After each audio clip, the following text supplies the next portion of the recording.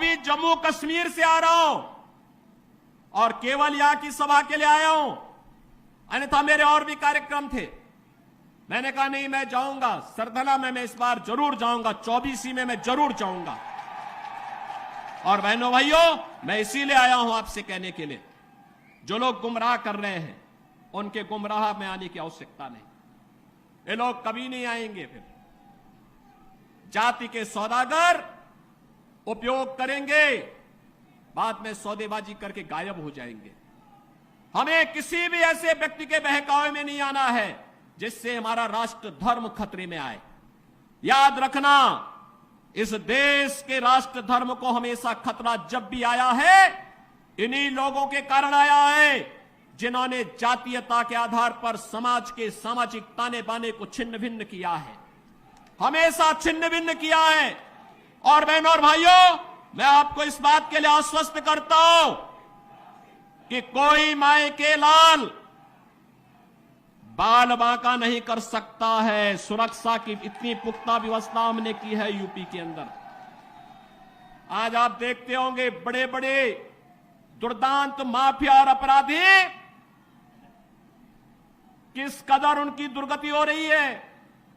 आप देख रहे होंगे, जिनके नाम से ही लोग कर्फ्यू जैसा माहौल होता था, आज उनकी दुर्गति क्या है, हर व्यक्ति देख रहा है।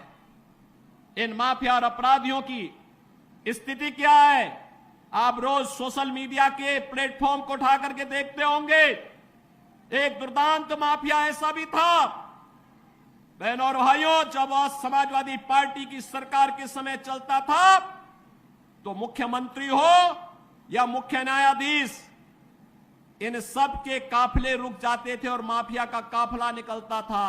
और जब हमने कार्रवाई की उस माफिया के खिलाफ और उसको रगड़ करके कोर्ट के सामने प्रस्तुत किया तो उसकी पैंट गीली हो गई थी,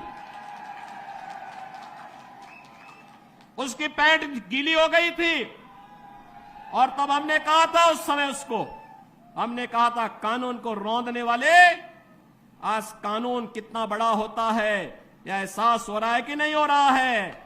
और निर्दोष लोगों को मारोगे तो मिट्टी भी नहीं मिल पाएगी। और बहनों और भाइयों, इसीलिए मैं आया हूं आपसे कहने के लिए, देखो, जिनकी गर्मी हम शांत कर चुके हैं उनको गर्म मत होने दीजिए। अब इस क्षेत्र को विकास की मुख्य धारा के साथ जुड़ने दो।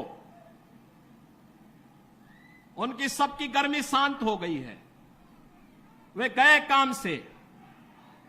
और इसीलिए मैं आप सबसे अपील करने के लिए आया हूं कि पूरे देश की एक आवाज है, पूरा देश एक ही स्वर में बोल रहा है।